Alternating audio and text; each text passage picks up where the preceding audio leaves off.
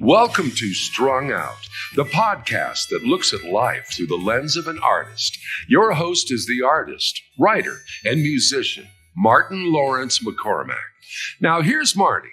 Hey, everybody. Welcome back to Strung Out, and I'm continuing my interview here with Charlie OTTO.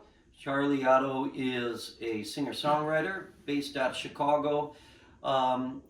Very cool in the sense that he has Charlie OTTO and his gear, which kind of showcases not only his live show, but he also programs videos and music and everything to create really kind of just a big, it must be just an amazing thing for people to see this thing, because it's coming at them, you know, visually and sonically, and it's a lot. Yeah, it's a lot to do. And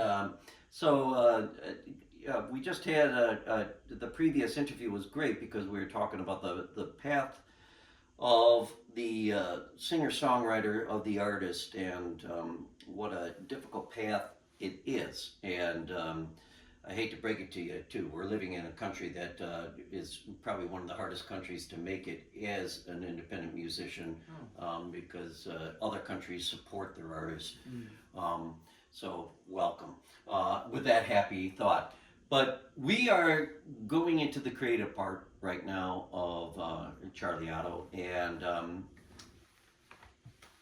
let's have you start with a song, and then we'll get into it, because I think for those of you that are seeing this episode and not the previous episode, do go see the previous episode, because some great music by Charlie, and then on top of it, you know, just some really great insights by Charlie.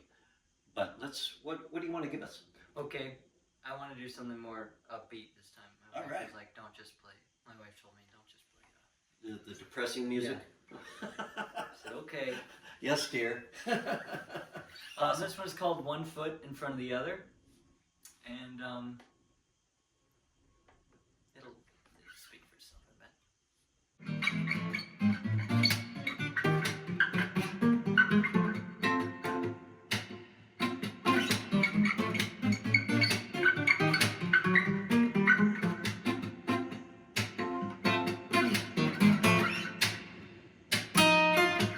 Every dude is confused by the line he gotta walk. But your feet don't pretend, and your feet can just do your talking.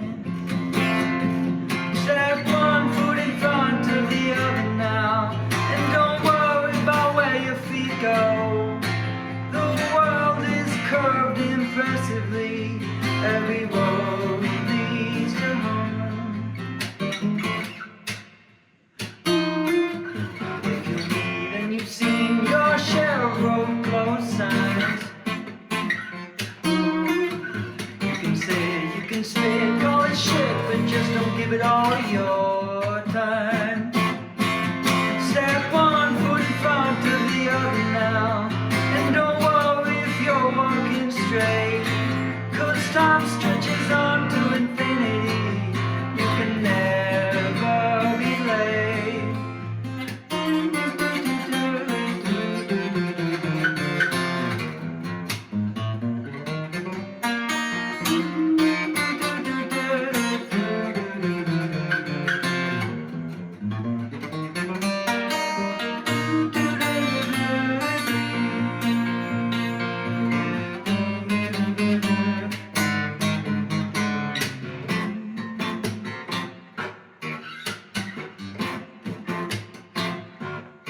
Step one foot in front of the other now. Even if your pace slows to a crawl.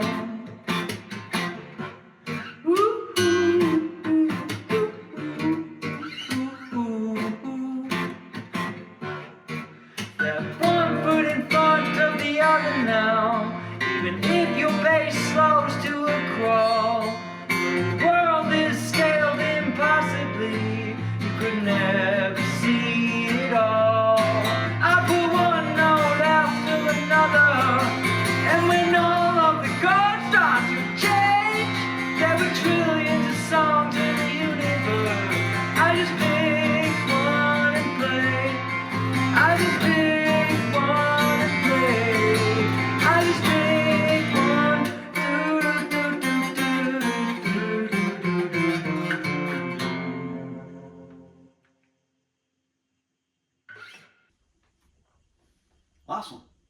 awesome song. Do you find it hard to write positive songs? I guess so. I'd say with everything I'm doing, I'm focused on what could be better. Mm-hmm. I'm not saying this like I'm proud of this. It's just Mhm. what I noticed about myself. So focused on what could be better instead of what's really great already. You know. So I definitely don't write any songs that are like we're having fun in the club. Right. You know, I think writing positive songs are harder. Yeah.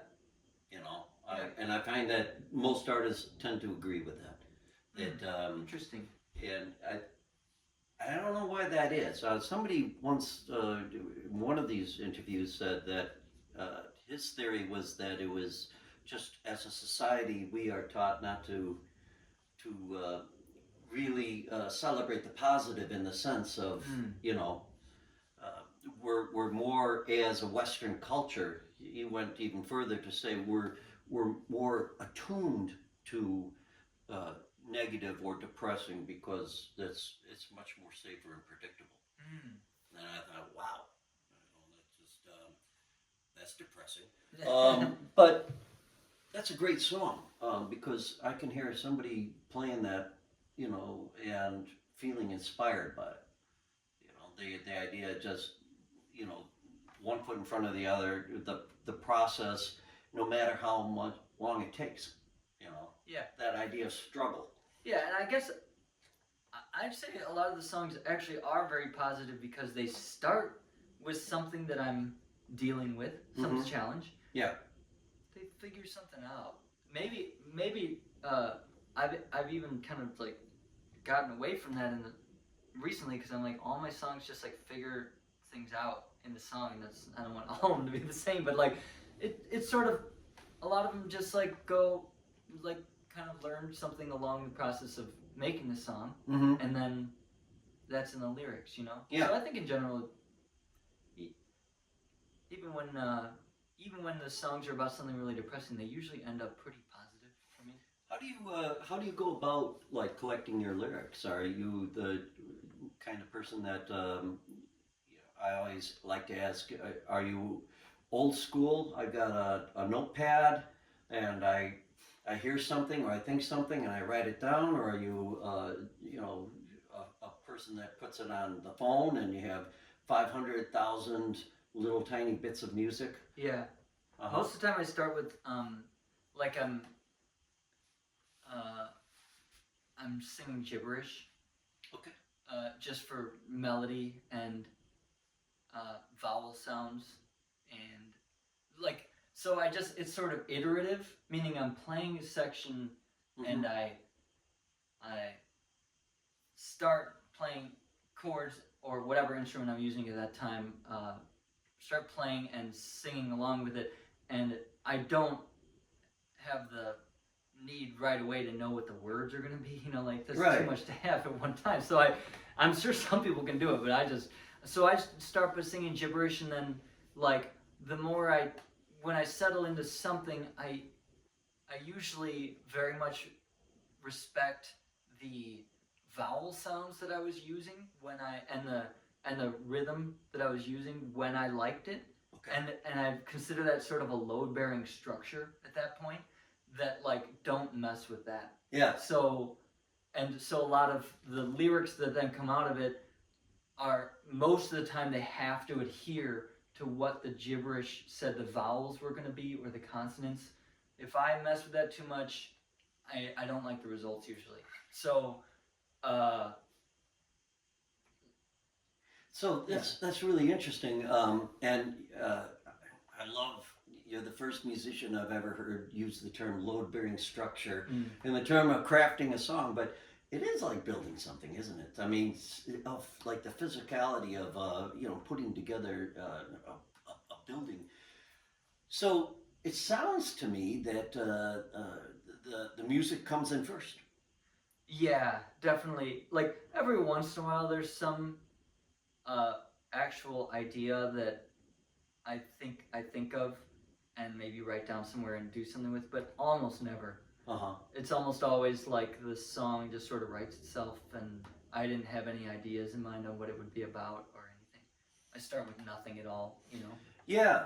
Well, it's very freeing in a way to kind of, you know, you got that melody, and then you kind of start throwing, you know, the vowel sounds and the you know, phonetics around, which doesn't necessarily have anything yet.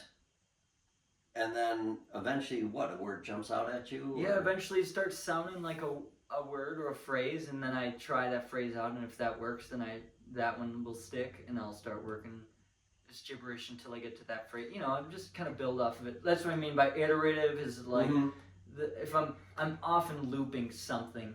And I write a lot. Like I write acoustically sometimes, but mostly I write where I'm, you know, looping something in Ableton, and then, you know,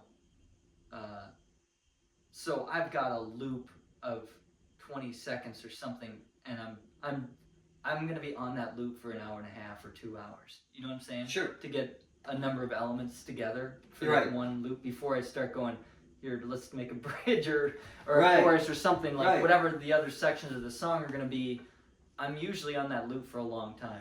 I want to talk a little bit about that because, you know, listening to you play, and the way you play the guitar, you're very much a one-man band kind of attack. You're percussive. You're going on with these neat little fleet, you know, passes on that song especially. And you're also kind of I like the fact you do these vocalizations that are just, you know, you know, or whatever. What got you into that? I mean, how did you pick that stuff? Well, like when you start playing, that I said this in the last interview, but I'll just say something like it again. When you start playing, you realize after a while just how much work it would take for somebody to recognize a song that you both know together. Especially if it's like a funk song or something that has a lot of disparate elements that is not 3 chords that you strum in a, you know, it's like this bass line is moving. I don't know if counterpoint is the word, especially, but it's moving in a syncopated rhythm compared to the guitar, or it's, you know what I'm saying? And like if I were to play a funk song, just play the guitar, and again, funk might not be the right word, but like whatever music I liked at the time and my friends liked, and I wanted to show them this song, you know, to get you have to get the drums in there somewhere for them to even hear it, and you have to get the bass, which is different than the guitar or the piano or whatever you're gonna have to throw in there, and that's a lot before anybody even hears it, you know. Which of course, when I was starting out, was definitely the goal. Was like, can I get somebody to hear a song that they already know? Can I play it and get them to recognize that that's that song, you know? That's interesting. So in other words, if I'm hearing you correctly, you try to craft a song that feels like it's a song that somebody's heard before? Well, okay. When it comes to writing my own songs, all I'm saying is when I'm playing acoustic, I definitely come from that time period where I really had to figure out how to play bass and drums and guitar together, you know? And all the other instruments, they got to somehow be in there, or not all of them, but enough so that people can recognize this cover I'm playing. But when it comes to writing my own stuff, no, I have no, most of the time I have no preconceived notion about what it's gonna be, what it should sound like or gonna be like or whatever. I just follow my next impulse. Okay, that's you know, I think creating something that like somebody can, you know, hook into quickly in some ways, that's a wonderful feat. You know?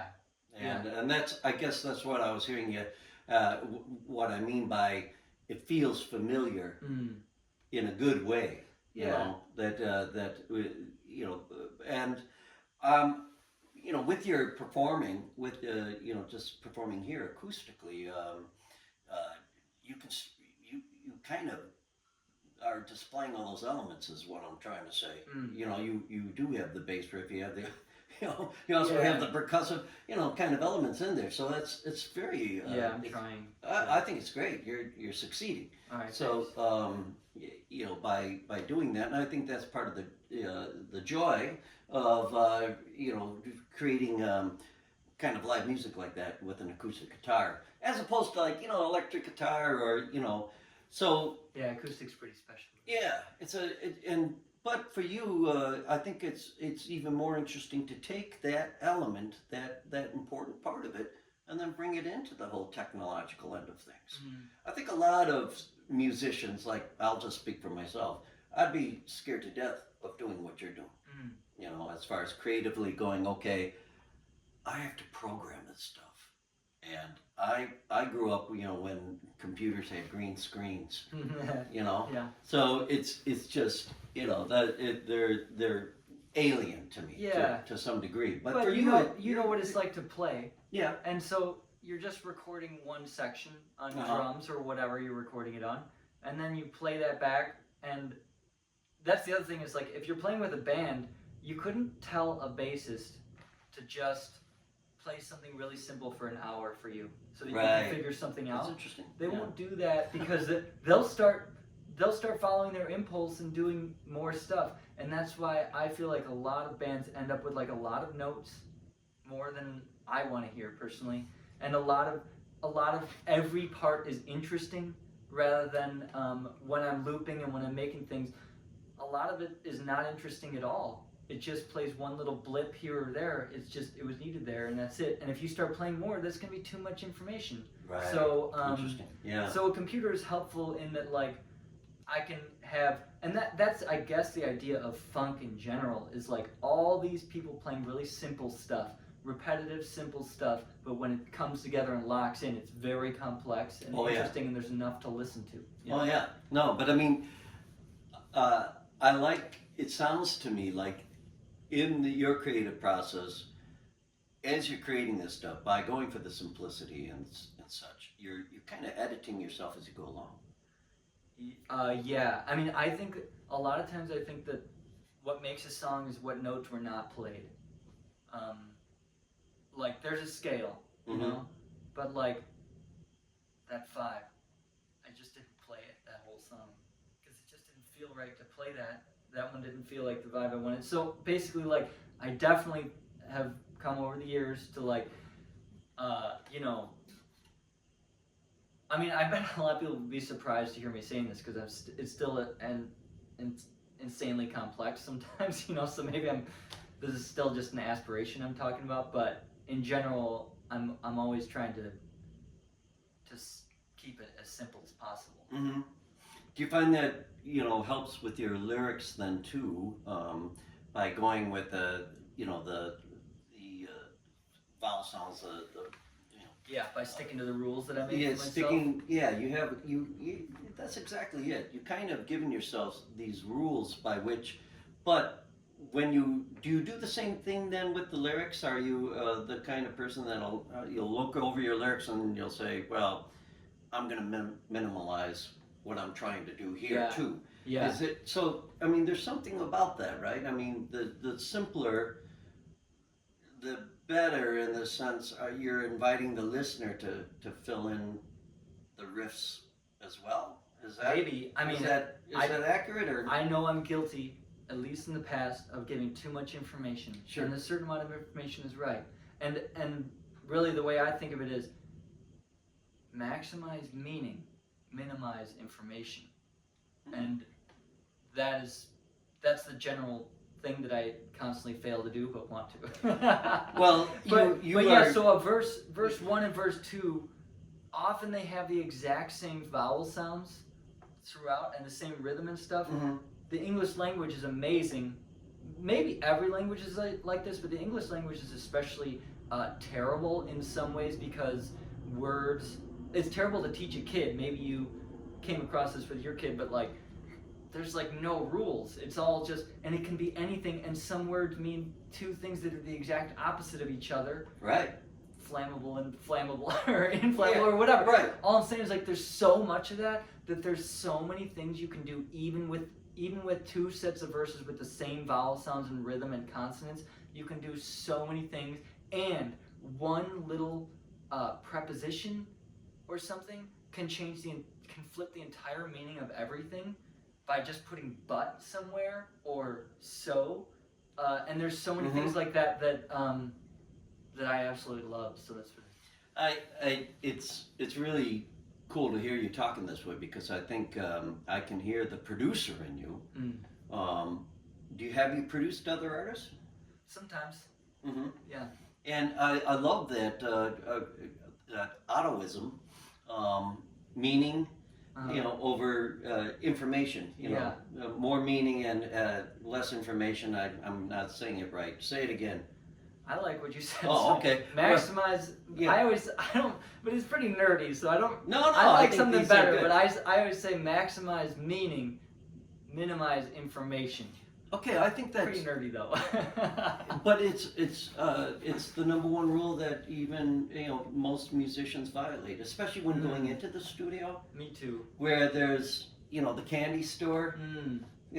I mean, there are albums that I've made over the past decades that I look back and I'm like, why the hell did I do that? Why? Well, because I was in the studio. Yeah. And I'm like, hey, why don't we have, if we're gonna do that, why don't we do this? Yeah. And then, oh yeah, and did you hear that? And then, next thing you know, too much information. Yeah. And the meaning is gone. And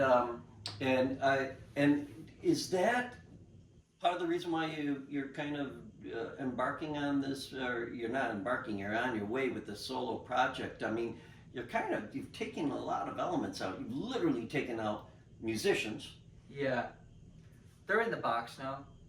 They're in the computer, Right. So I still record people and then have them play. I guess, I mean, some songs are still very complex. Some are simple and some are complex. And I'm always, this is just something I'm aspiring towards, to simplify. I don't achieve it most of the time. But I guess the solo thing is mostly like I get to have the band turn on a dime if I wanted to. There's a lot of creative opportunities if you play every instrument, or in charge of every instrument right now. So you're creating the world's tightest band. Yeah, it is. Yeah, I mean, but at the same time, putting enough options everywhere that it's not just me pressing play on something. I was going to ask you that, because I think that's really important, because what you're doing, those options allows the performance to be organic. Yeah, and nobody's ever accused me of not doing enough. Yeah. If you see me up there, it's comical. Is what people told me how much. You're like the mad scientist. Yeah, running around trying to or keep like the one-man band with the Yeah. kick on his foot. Like it's really just like, people tell me like, maybe chill out a little bit. I mean, I'm definitely but yes. So it is organic, because a lot of things could be different this time from all the other times. I could do whatever. And I don't have a set list or a. And again, with music videos, like, not again, I said this in the other interview, but like with music videos, there's this version of music video that everybody has on their phone where like you have some options. You can go forward, you can go backwards, you can press play and stop. Right. You can turn it off, right? But what I really love is like there's this new version of making videos where it's all happening spontaneously, so whatever I do musically affects what happens visually, and it's not preordained in any sort of way. And I'm not just playing back to something. I'm creating just as like I'm creating the song at the same time. Let's get you ready to do the next song. What you're describing there, it sounds to me like with AI coming in now. Is that going to be your bandmate of the future, do you think? Or how do you feel about that? I mean, I don't really like it. Yeah. Maybe they'll keep getting, they're already getting a lot better. Like my buddy who's very into AI, he showed me something 2 years ago or something. I was like, okay, this is garbage. I want nothing to do with this. And then he, just the other day, he took lyrics of my song and dropped it in there and said what he wanted it to be, and it made like 3 songs in like a few minutes or whatever, you know, half a minute, that they're better than my songs. they're so good. The heart isn't there still. Yeah. Like, but maybe they'll figure that part out too. Like, I'm not putting anything past them. It's sad. It's sad to me, and all the visuals look really, they're really off-putting, and I just don't like that. That's what the future is. That they're the people in charge are selling us is this really fake. That's all they're offering us. Like, I would like, you know, like the climate situation to be figured out. I would like high-speed trains to go visit my relatives and less planes. I would like a number of different things, but all they're offering me is like this AI garbage. Right. And it's sad, man. It's sad, and plus it's, you know, the energy expended, the water expended, yeah. the amount it takes to create. Well, you're in the, you know, the front lines of fighting the fight of by being a musician because you're bringing authenticity. And what's interesting is you have technology, but you're using it in an organic fashion, you know, which is maybe. I mean, there's always the choice. It's always, I don't consider AI as like this separate thing from all the other computer stuff. It's just, they're more programs. It's not people. Right. It's just another computer program. It's just gotten a lot more intense, and it can take a lot more information in and do a lot more things. But there's tons of technology that all along the way, everybody has been like, nah, man. I mean, auto-tune, you know? Right. Like, people just like how that sounds. I don't personally, because I didn't come from that era probably. Right. But like, Such people use that now just because it's a cool sound they like. Right. You know what I'm saying? And I imagine it was the same with distortion. I wasn't around then, but people were like, I can't hear the notes you're playing anymore. You know what I'm saying? Oh, I do know. And people like, but I like it that way. Right. And maybe even, you know, maybe going back, it's always been the same with that, and you just choose which. I don't know for sure. I think AI is a little more daunting in the sense that, you know, like you just said, in the space of minutes, and if it keeps improving, I mean, now they have like an AI actress that's out there. I mean, you know, the mind reels. I think what at least with distortion, with some of this other stuff, not so much auto-tune, but you know, you still have the artist authentic, you know, and so but your creative in your creative process, that seems to be an important element for you, to make sure that somebody, as you said, if I come to a Charlie Otto show on Tuesday, I'm going to get a different show on Wednesday. Yeah. I think that might be all we'll have left to offer is authenticity. Yeah. Well, but I could be wrong, man. no, I think you're right. I think that authenticity is going to be the name of the game. But then you have to get into the discussion of, you know, is it good authenticity? Because you'll have people that are aided and abetted through AI or whatever. I mean, we see it now, you know, with auto-tune, where, you know, people who cannot hold a note to save their lives are now being presented as, you know, well, that's that person, you know. Yeah. So the battle against, you know, authenticity is already going on. Yeah, and I don't know if we'll have that to offer, but I don't know if that's what people will want. Like, and when I think of myself, or think of an example of my own life, it's like, this is my guilty pleasure is sometimes I still want fast food or something. Sure.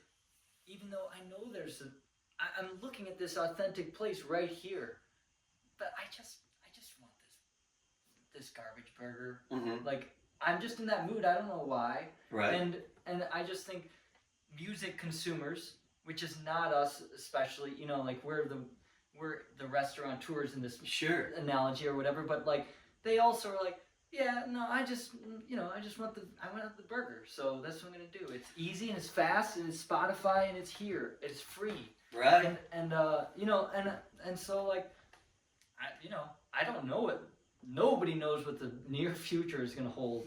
Well, you bring up Spotify, and that's again, from the creative aspect of it, to take something that you labor over long enough and hard enough, and you throw your heart into it, and knowing that that's a platform that's knowingly taking that and giving you pennies on the dollar, if that, because you can listen to Charlie Otto for free, that is the argument for authenticity. They have to come and see you live.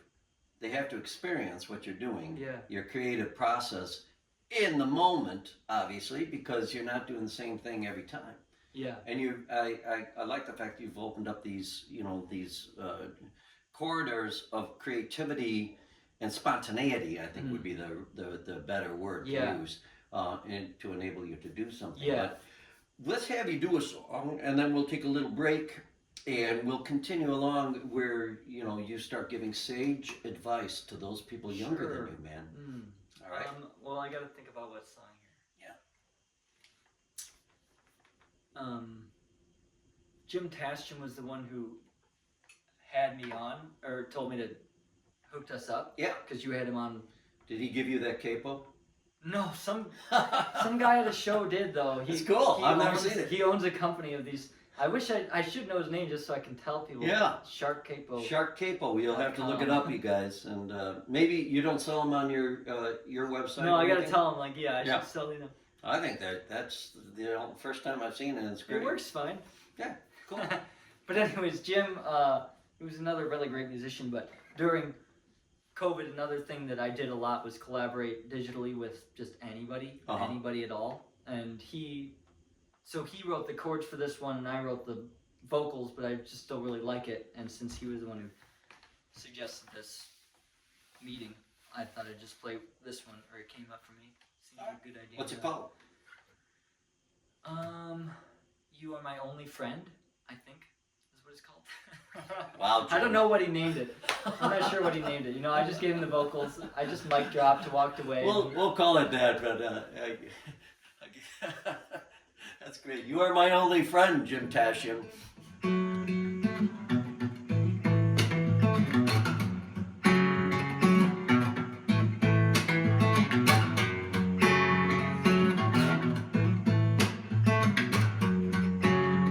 Don't even ask about it. Probably do me any good. Just need some time alone. You knew I would say that. You are my only friend.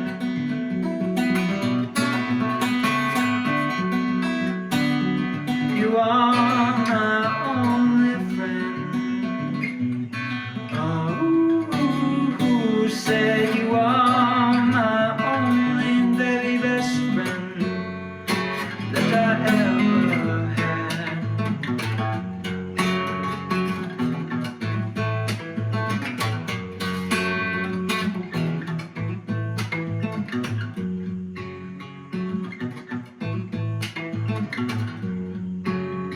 Don't wanna talk about it, but it'd be better if I did. I just need some time to mow snot come out my nose, and that's where you come in. You are my only friend.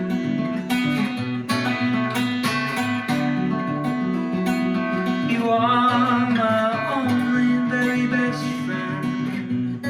Oh, who said you are my only friend?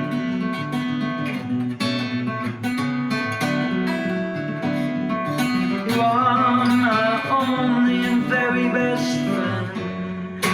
That's not hard to say. That's not hard to say.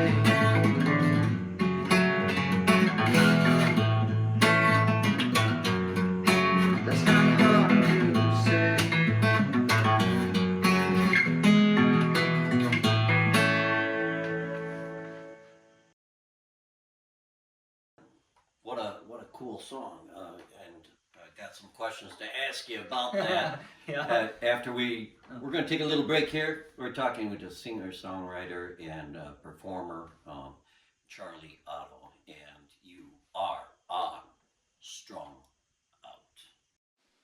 Hello, this is Polly Chase, presenting artwork by Martin McCormick. This painting, titled Dude, features a mountain range that holds a special place in Marty's heart. On the canvas, which measures 20 by 24, we see the Tetons rising in the hazy distance of a view from an abandoned dude ranch just outside Jackson Hole, Wyoming, near Marty's parents' old place.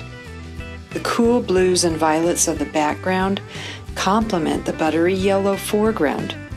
These colors pass the viewer's attention back and forth along the horizontal plane, while the decaying Model T sinks into that scrubby landscape from which the majestic peaks punch upward along the vertical plane.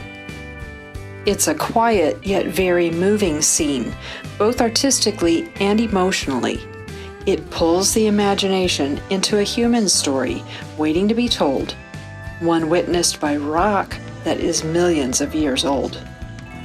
To explore this painting and more of Marty's artwork, go to martinmccormick.com.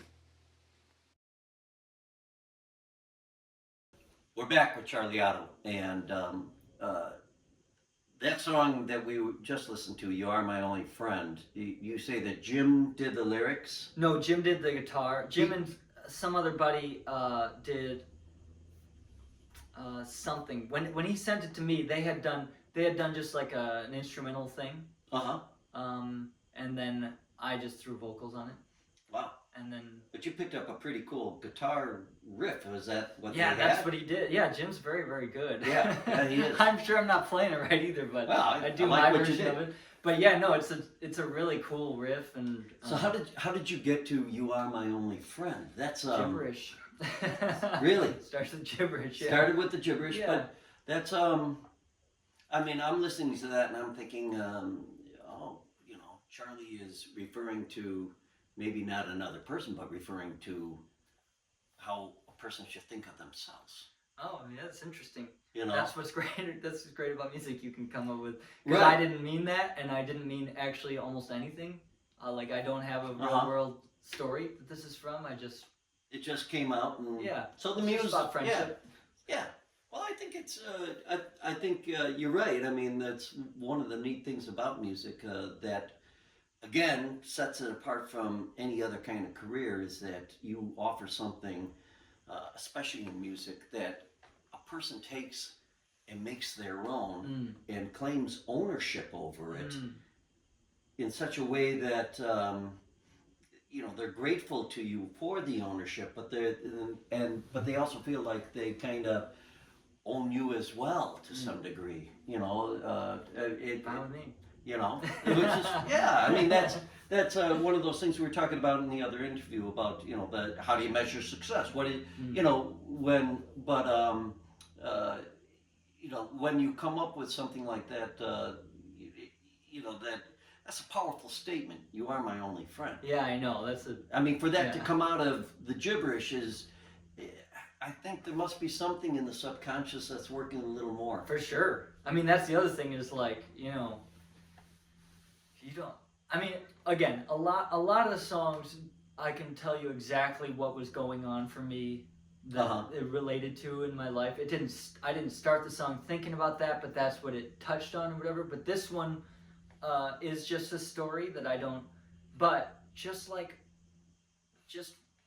I mean, success is when I'm playing these chords and that melody and those words, which are extremely like they're so full of meaning of like, it's sad, it's their only friend, it's tender, it's loving, it's 50 different emotions that are very thick in that Absolutely. one, you know, and just for that to just show up and you go, I struck gold, you know, And which It's you great. did, you know, because it's one of those lines that, again, somebody can pour meaning into it. You know, like you said, it could be sad. It could be.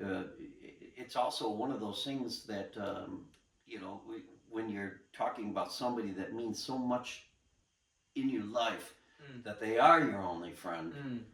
You know, or it can be self-directed. You know, that's. I love that. That's what you thought. That's cool. The power of music, right? I mean, the power of creativity. And I think, you know, your gibberish method is it's a method that you know, other artists have used.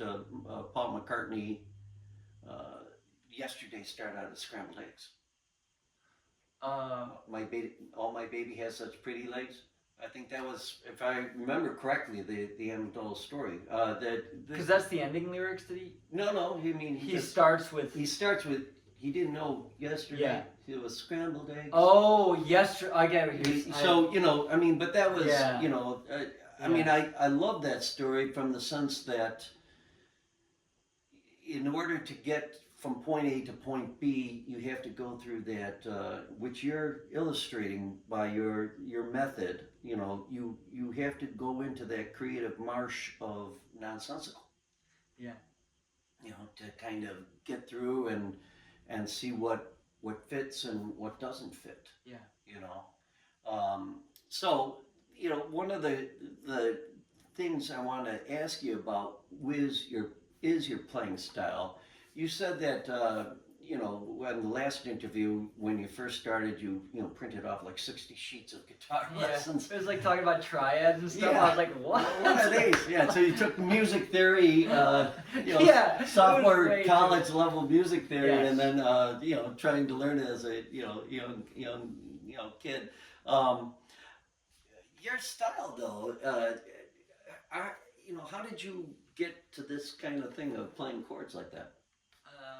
I mean, it's very rhythmic, but it's also like, you know, you're playing half chords and things like that. Yeah. I mean, it's just who I liked, I guess. I mean, there's this guy, Keller Williams. Yeah. He's also a realtor, the different Keller Williams. Yes. So maybe people know the realtor Well, more probably than the the- singer, but Not, yeah. But Keller Williams kind of, he blew my mind with, he is very rhythmically and always, his hands moving extremely fast, but picking out, he's another one of just like, he's doing the drums. He knows he has to play the drums as well as the melody and the bass line. You know, so he's doing all that, and I think I remember that time period, like trying to figure that, you know, I tried to copy his style, and I have that now. It's in my tool Right. belt a little bit. It's good to have different kinds of influences, and you've mentioned several artists like Adrian Belew, which I think it's great that you like Adrian Belew. An artist that comes to my mind, maybe not as well known, but you kind of remind me of is Paul Carreri.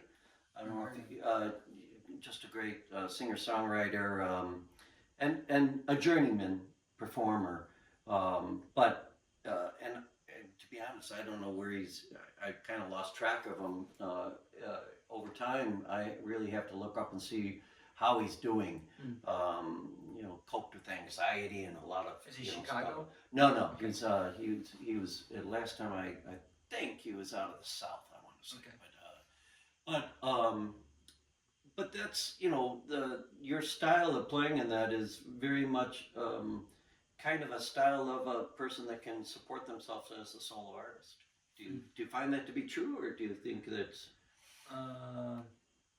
The question is like, you're not doing the kumbaya chords. You're just you know, you're giving a very intricate kind of moving all your songs. You kind of have this you know, where you're the singer, you're also the percussionist, you're also the lead guitarist, and you're also the bass player. I could be wrong, but I think this very much has to do with failure in general. That like, if you succeed with playing Kumbaya, it's all good. Just play Kumbaya, or and you know, other songs people like to sing to when they're drunk or whatever. Like you just play them and you're good. Yeah. Good.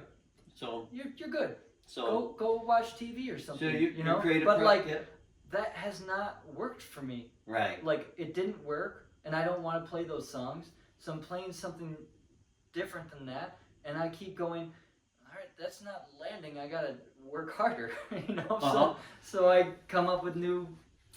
Well, I think that's people that are following you are going to enjoy the fact that your career has a trajectory. You know, it's developing. It's that star that you talked about. You know, the Vonnegut. You know, the illustration of the stream, the path. They're, you know, that's definitely you. You're an experimental kind of human being, which is great. Which brings us to we need to have some sage advice from you. Sure. For people that are out there that have been listening to this podcast, watching this podcast, and you know, one of the questions that I want to ask you is on behalf of those people is, you know, what keeps you motivated then as far as, you know, pursuing this style? Gosh, I don't even know, because people, let me just tell you. Yeah. Like, I actually am in, like, an incredible slump of not having any shows and not having almost anybody that's asking me for anything. And still, I'm just incredibly motivated to just make stuff. Right. Okay. I just want to. I just want to. I just want to do it. So I don't know. I don't know what it is. Like at one point, it definitely. And I said this in the last interview, but like it started as like, this will get me some chicks, you know. Right. And then somewhere it was like, well, this will make me money. This will get me in front of people. This is a thing that can do this thing for me, you know.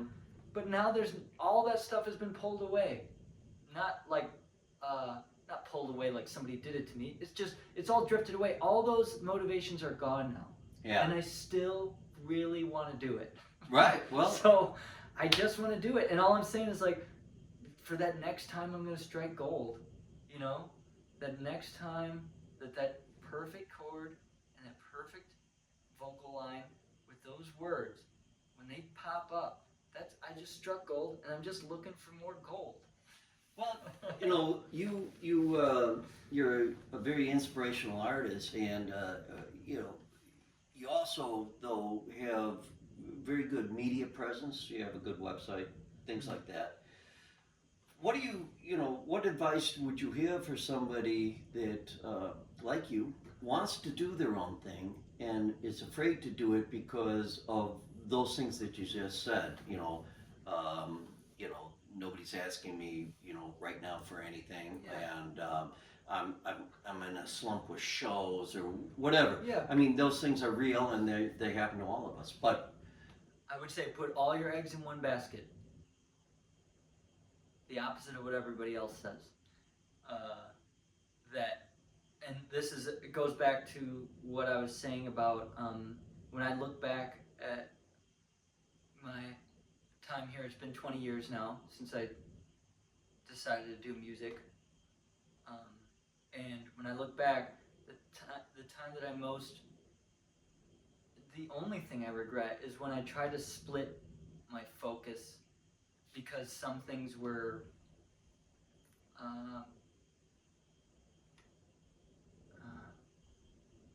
maybe financially going to make things easier, or like I basically split between what I knew I definitely want to do and something else that I was like, and if I do this, then that'll help with that. right, Instead of just doing that. right. So if I were to go back, I would put all my eggs in one basket. That's great advice. I think that's Maybe, who knows? Well, I think it's. I think in other words, what you're saying is, you know, again, you brought up failure as a part of the process, you know, of moving forward, and so putting your eggs into one basket is taking the leap. Yeah, definitely And take the leap. Take the leap, and so. And if somebody's considering Yeah. whether they should take the leap or if they want to stand on they have their feet on two different boats right now, and they're hoping that this boat's going to go somewhere. Right. But they want to keep their feet on two different boats. Like, Right. you're going to have to move the other foot over. And all I'm saying is, what I would say is, you just have to do it, and you don't have to know how it's going to work out. It's tougher when you have a family.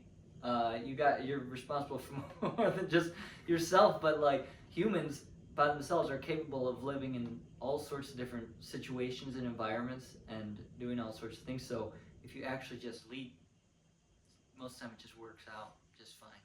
That's very very good advice, and I think the last question I'll ask you, and then you can play us out, is you are a father, your husband,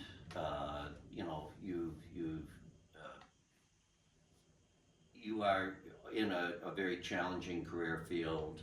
How does your support system, do you have a support system of other people? And if so, how important is that for the artist? One thing I realized having a kid, I was like, why does this suck so bad? I thought I was supposed to like really enjoy this or whatever. But what I realized is that for 200,000 years, tons of people lived together. Raising a kid was like, there was no babysitting. There was just a ton of adults around all the time and kids running around. And that's it.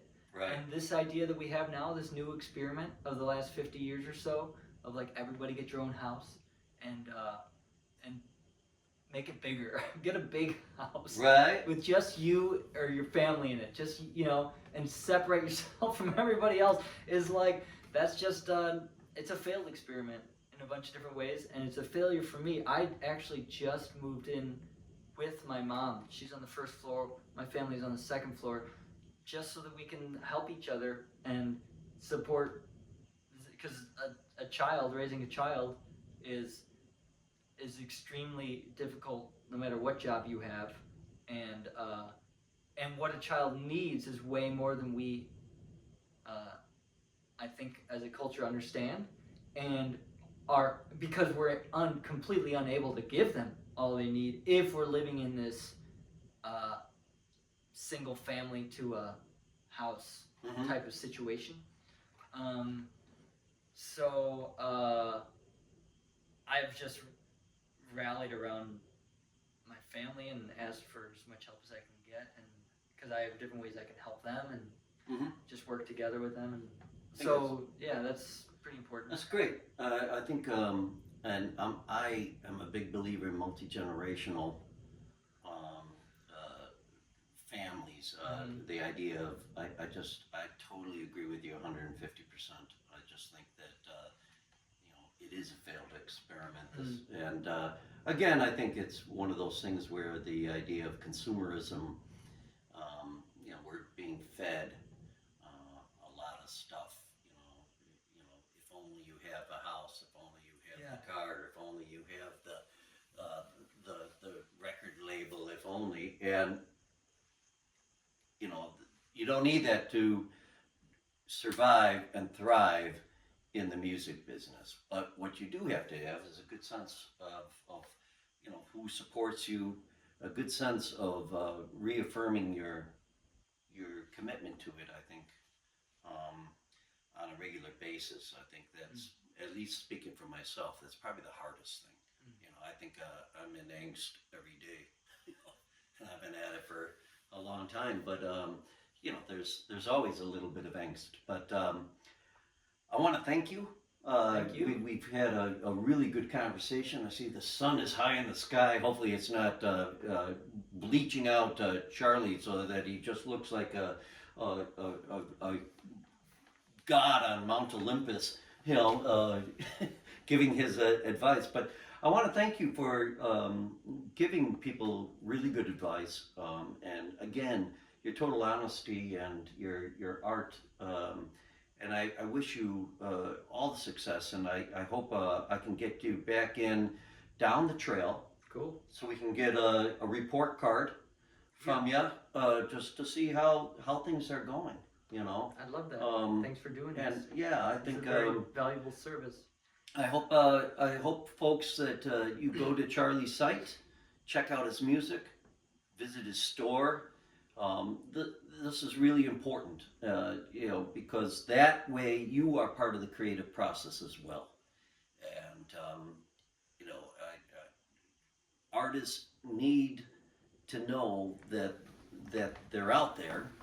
That's how it works, and that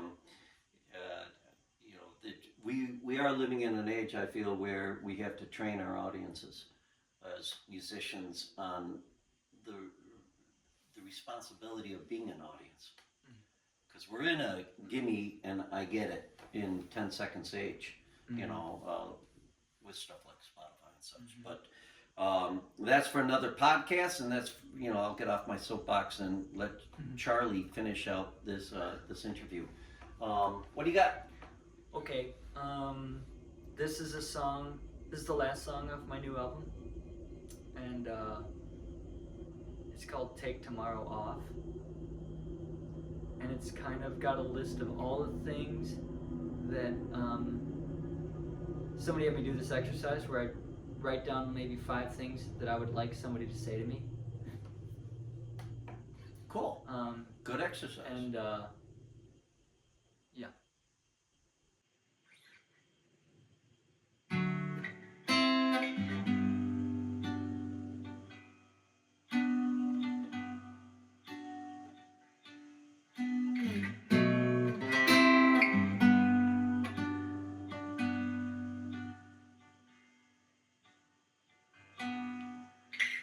Take tomorrow off.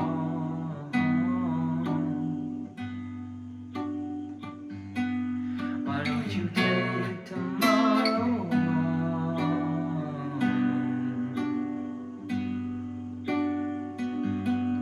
Because you did the extra credit. Yeah, you finish your work already.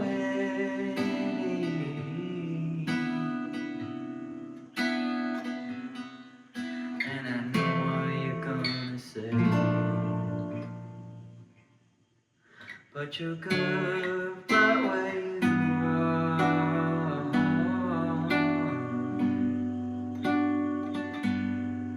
You can be sure you're right where you are,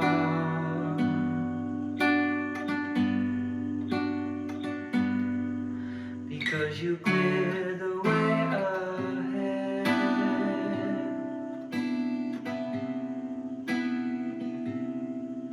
Yeah, you're on your way already.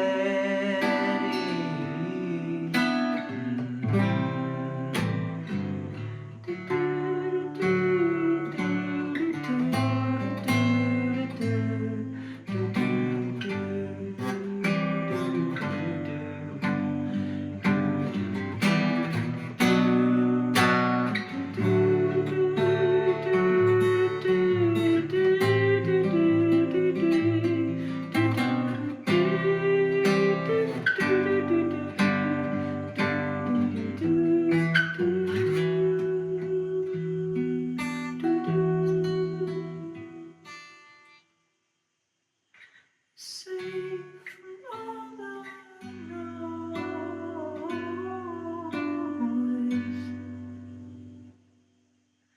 I'll keep you safe from all the noise.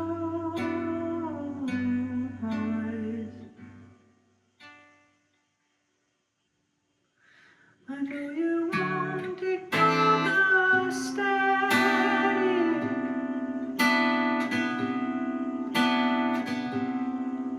Yeah, I've always seen your tender heart, my sensitive one, and I know what you're thinking now, but you're good as you are.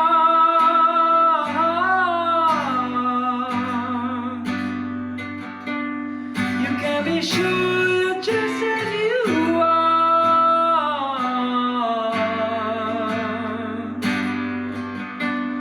I said you're good just as you are.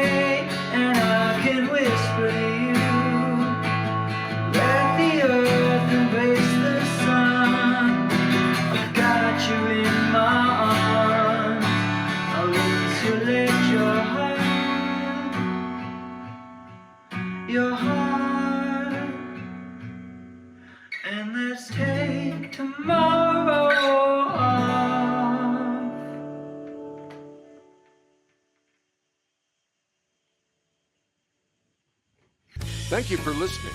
For more information about this show or a transcript, visit martinmccormack.com. While there, sign up for our newsletter. See you next time on Strung Out.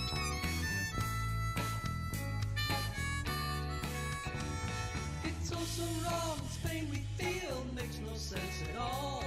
A